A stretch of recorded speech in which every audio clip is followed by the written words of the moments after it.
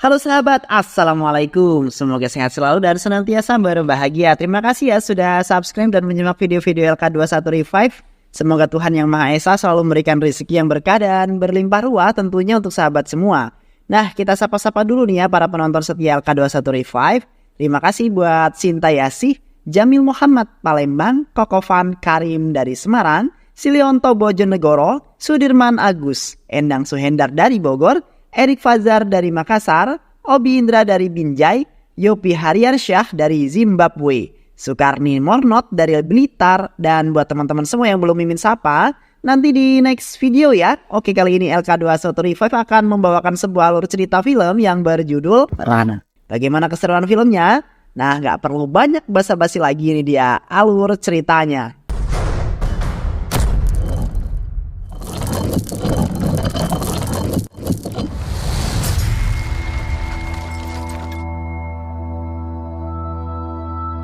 Film diawali dengan memperhatikan para pemimpin perusahaan yang sedang mengadakan rapat untuk menentukan siapa yang akan menjadi CEO nantinya.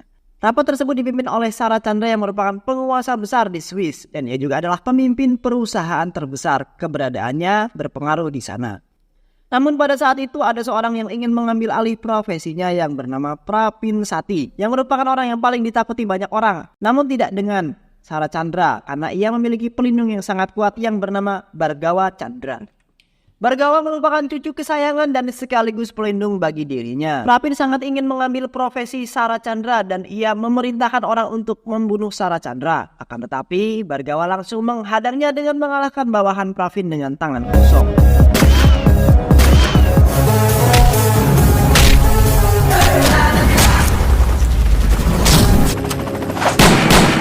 Tidak hanya itu, Bhargawa pun langsung memperingatinya dan menyuruh dia untuk tidak mengganggu keluarganya lagi jika dia masih menginginkan untuk hidup. Karena menurut Bhargawa para bawahan Pravin hanyalah musuh kecil yang mudah dikalahkan.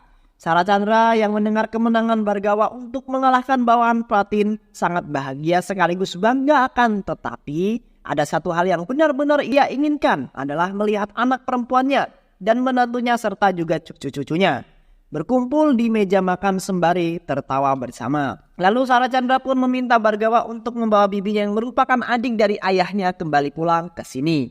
Dan dengan senang hati Bhargawa pun menuruti kemauan kakeknya tersebut.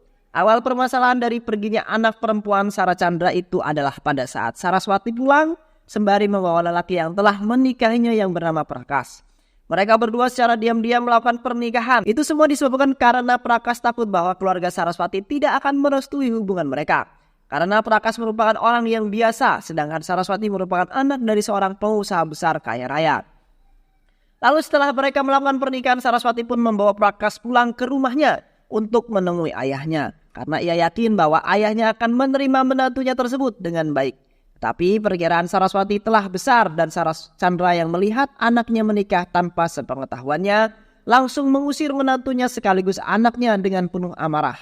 Sembari merasa kecewa kepada mereka, sedangkan Udaya Chandra yang merupakan ayah Bhargawa sekaligus kakak Saraswati tidak bisa melakukan apa-apa karena itu semua keinginan ayahnya yang tidak bisa diubah.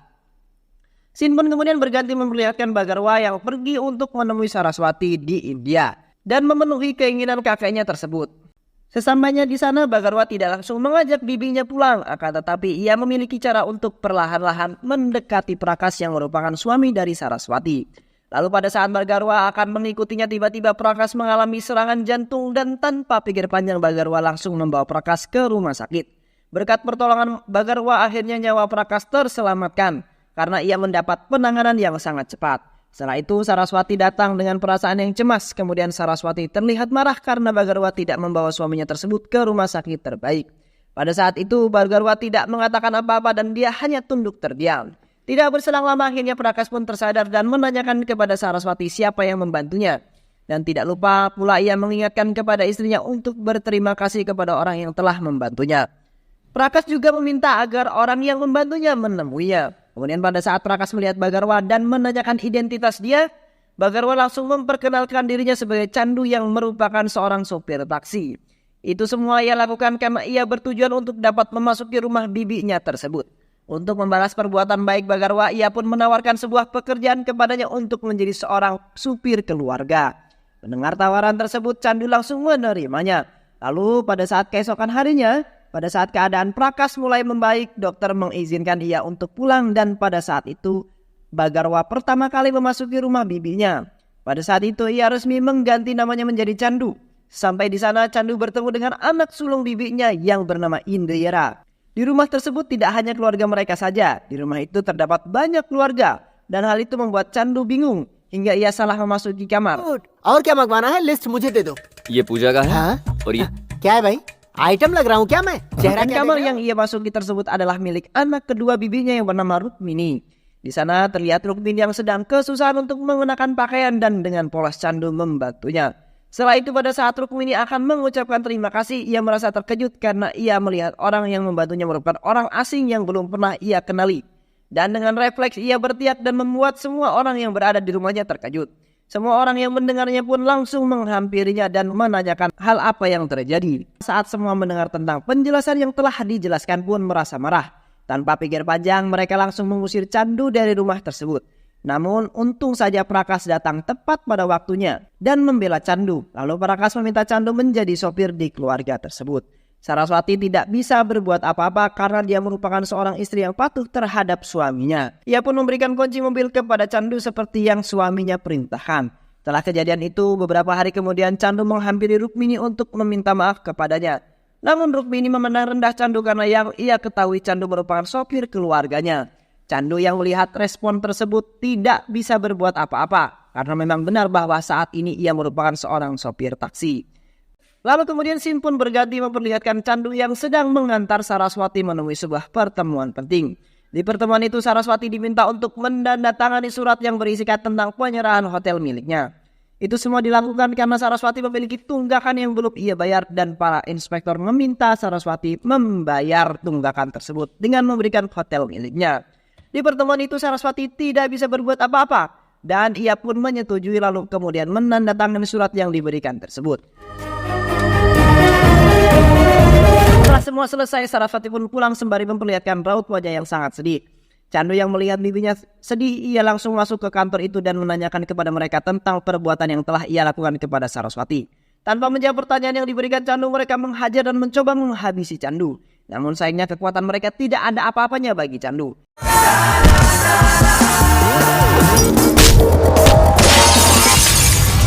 Candu dengan mudah menghabisi mereka walaupun ia hanya sendiri. Lalu setelah perkelahian itu selesai, seorang politisi menyombongkan pangkat yang dimilikinya. Ia juga mengatakan bahwa dirinya merupakan ahli politik yang telah menipu ribuan orang. Tidak hanya itu, ia juga mengatakan bahwa Menteri Dalam Negeri merupakan teman dekatnya dan mengambil hotel milik Saraswati yang merupakan hal yang mudah bagi dirinya. Mendengar semua itu, Candu sangat muak dan langsung memerintahkan kepada bawahannya untuk menghubungi Menteri Luar Negeri sembari memberi peringatan kepada politisi sombong itu. Lalu tak perlu waktu lama politisi yang sombong itu kemudian mendapatkan telepon dari menteri yang berada di Delhi. Dan hal itu membuat ia sangat terkejut dan tersadar bahwa ia sombong kepada orang yang salah. Tidak hanya itu, Candu juga memperingatkan inspektor di sana untuk jangan macam-macam kepada Saraswati dan Candu juga memerintahkan kepadanya untuk segera mengembalikan surat yang telah Saraswati tanda tangani. Sembari meminta maaf kepadanya, ia juga memberikan sedikit tamparan yang mampu mematahkan gigi inspektor tersebut. आगे मत बोलो मेरा सर आपके हाथ में हो। Dan ia memberi inspektor itu waktu setengah jam untuk mengembalikan surat kepada Saraswati. Kemudian inspektor tersebut langsung mendatangi Saraswati dan memohon maaf kepadanya atas semua perilaku yang ia perbuat terhadap Saraswati. Saraswati dan Prakas merasa kebingungan atas perilaku inspektor yang sebelumnya sangat angkuh terhadap mereka. Namun sekarang ia memohon-mohon kepada mereka untuk memaafkannya. Dan inspektor itu pun memberitahukan mereka bahwa mereka memiliki seorang pelindung yang sangat kuat. Dan dia berjanji tidak akan melakukan hal-hal yang dapat menyakiti keluarganya.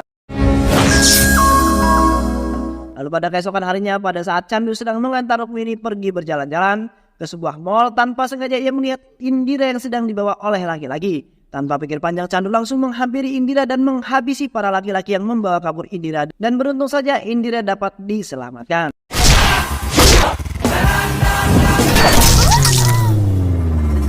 Sesamanya di rumah, Prakas lagi-lagi memuji kehebatan Candu, keberanian yang dilakukan oleh Candu, dan ia juga sangat berterima kasih kepada Candu terhadap pertolongan yang telah ia berikan kepada keluarganya.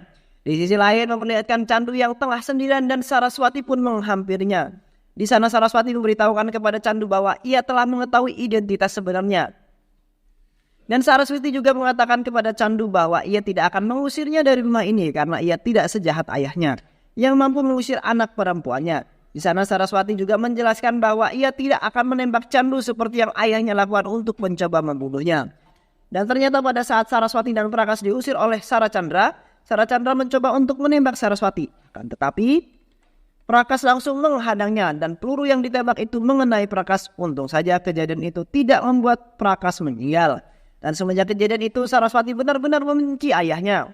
Setelah mendengar penjelasan dari bibinya tersebut, Candu merasa kebingungan dan ia merasa bahwa usahanya selama ini hanya sia-sia. Lalu para bawahannya pun memberikan sebuah saran dan salah satunya yaitu menyatakan cinta kepada Indira agar keluarga mereka bisa bersatu kembali. Mendengar saran itu, Candu pun langsung menghampiri Indira. Dan saat itu juga ia melihat Indira yang sedang mencoba untuk bunuh diri. Indira yang melihat Candu berada di sana langsung melampiaskan amarahnya dengan terus mengomel dan mengatakan bahwa Candu merupakan orang yang paling jahat karena ia telah memisahkan dirinya dengan kekasihnya. Di sana Indira menjelaskan kepada Candu bahwa ia memiliki seorang kekasih bernama Rohit dan Rohit dijodohkan oleh kedua orang tuanya. Lalu pernikahan mereka akan dilakukan esok hari. Indira juga menambahkan bahwa pada saat di mall itu bukan penculikan terhadap dirinya, tetapi ia dan Rohit bermaksud untuk menikah secara diam-diam agar mereka tetap bersama. Candu yang mendengar hal itu pun merasa bersalah dan ia berjanji kepada Indira untuk membawa Rohit ke hadapannya sebelum acara itu dimulai.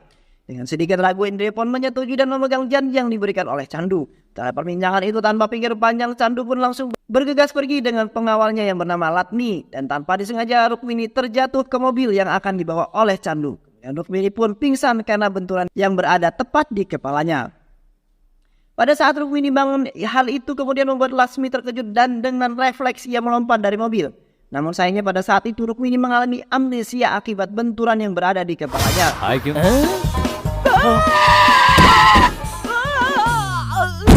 इसका ढीला हो गया क्या? चलें क्या madam? Hal itu dimanfaatkan oleh Candu untuk menghubungi kakeknya dan memberitahukan bahwa Rukmini merupakan anak dari Saraswati yang juga merupakan cucunya. Saracandra sangat bahagia saat pertama kali ia mendengar suara cucunya yang telah terpisah selama hampir 25 tahun. Lalu setelah membuat kakeknya senang, Candu langsung menjelaskan tujuan yang sebenarnya yaitu untuk membawa Rohit pergi ke hadapan Indira sesuai dengan yang ia janjikan dan membatalkan acara pernikahan yang diadakan oleh keluarganya. Setelah berhasil menculik Rohit, keluarga Verava tidak hanya diam. Ia pun mengejar Candu sembari membawa pengawal-pengawalnya. Dan Candu pun mengendarai mobil dengan sangat cepat dan menyebabkan Indira terbentur lagi hingga membuat ia tersadar dari amnesia. Dan pada saat Rukmini hendak menanyakan keberadaannya saat ini, pertempuran antara Candu dan keluarga Verava pun dimulai. Para bawahan atau pengawal dari keluarga Verava bagi Candu tidak ada apa-apanya. Dan dengan mudah Candu menghabisi mereka satu persatu. Tanpa memerlukan senjata, Candu mampu menghabisi mereka karena ia sendiri merupakan senjata yang paling berbahaya yang pernah ada.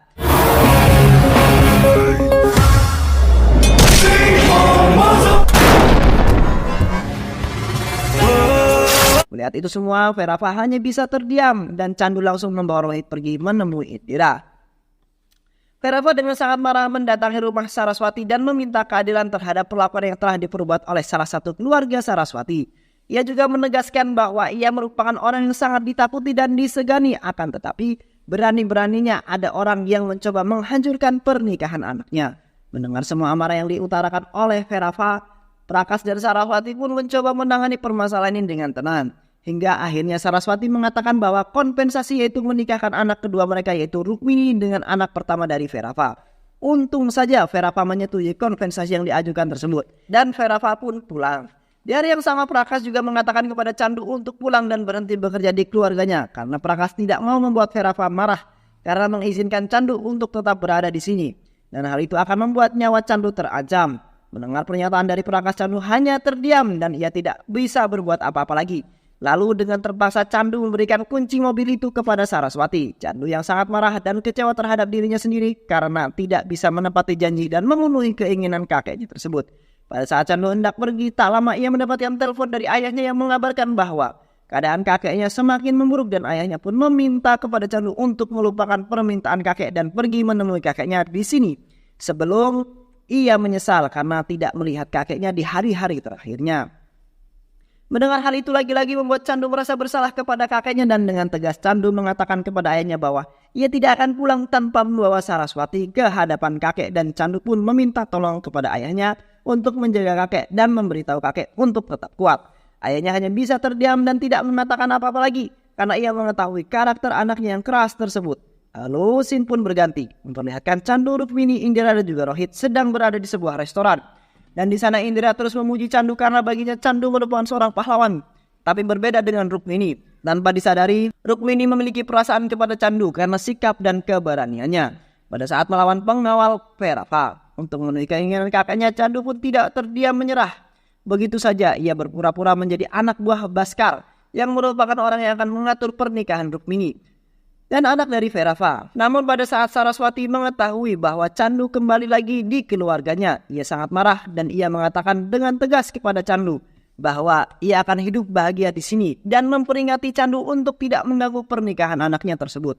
Dan di sana Saraswati juga mengatakan kepada Candu, yaitu kakekmu sudah membuatku menderita dan kedatanganmu sebagai cucunya jangan pula membuat anakku tersiksa. Mendengar semua itu lagi-lagi Candu hanya bisa terdiam dan pergi karena ia tidak bisa berbuat apa-apa lagi. Pada saat acara pernikahan hendak dimulai, Rukmini memilih untuk kabur bersama Candu karena ia hanya mencintai Candu. Dan berapa yang mengetahui bahwa pernikahan anaknya gagal lagi sangatlah murka terhadap perbuatan yang dilakukan oleh Candu. Ia dan para pengawalnya pun langsung mengejar dan mencari keberadaan Candu. Di lain sisi Rukmini menenangkan Candu dan terus mengocehi membahas tentang kehidupan mereka. Telah memutuskan untuk menikah secara diam-diam, lalu secara tiba-tiba pengawal Verava pun datang dan langsung menyerang Candu dengan sigap. Dengan sigap, Candu dapat menangkis serangan tersebut dan tanpa ampun sedikit pun ia menghabisi pengawal Verava tersebut. Hal itu membuat pengawal-pengawal lainnya merasa ketakutan akan keganasan Candu. Lalu mereka memutuskan untuk bersembunyi karena mereka yakin mereka tidak akan mampu untuk menghabisinya.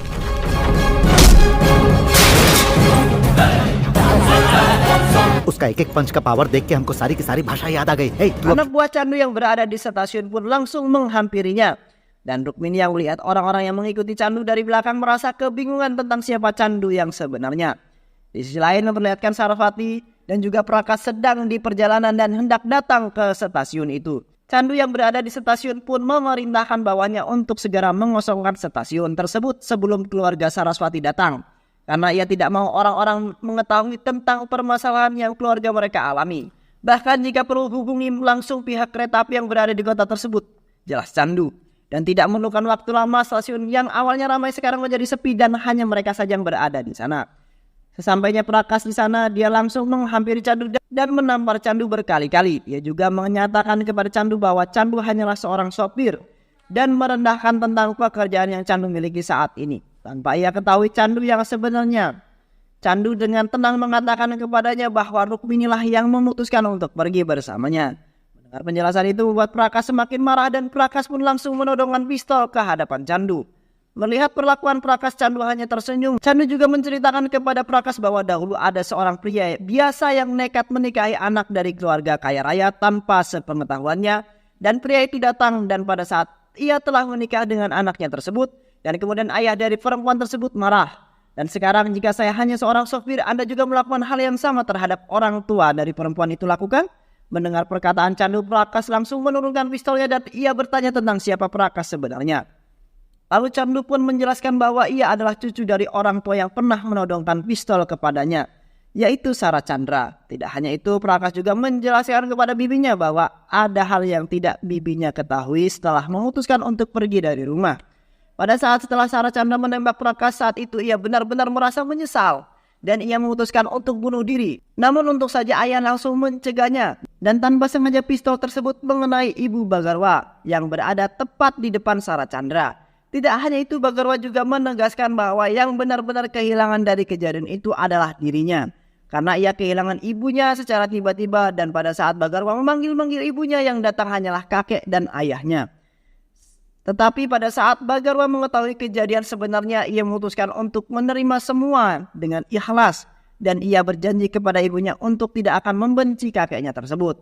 Dan yang seharusnya membenci Sara Chandra tersebut adalah Bagarwa karena kakeknya telah membunuh ibunya. Semua itu Bagarwa katakan sembari ia menangis. Saraswati yang mendengar penjelasan sebenarnya tentang kejadian tersebut pun sedih dan juga merasa bersalah terhadap perbuatannya dan segala kebencian yang telah ia lakukan kepada ayahnya tersebut. Bagarwa juga menjelaskan bahwa kakeknya sangat menyesal dan ia tidak pernah lupa sedikit pun kepada anak perempuannya. Setiap harinya yang kakek lakukan adalah menunggu Saraswati pulang ke rumah.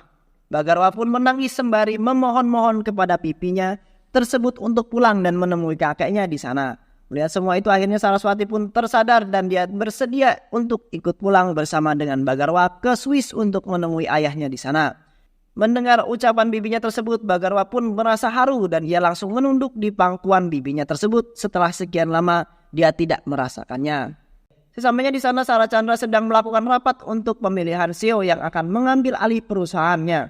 Dan tepat pada saat itu Saraswati datang menghampiri Saracandra dan mengatakan bahwa ia menyetujui pilihan ayahnya yaitu memilih Bagarwa menjadi penerus sekaligus CEO di perusahaan tersebut.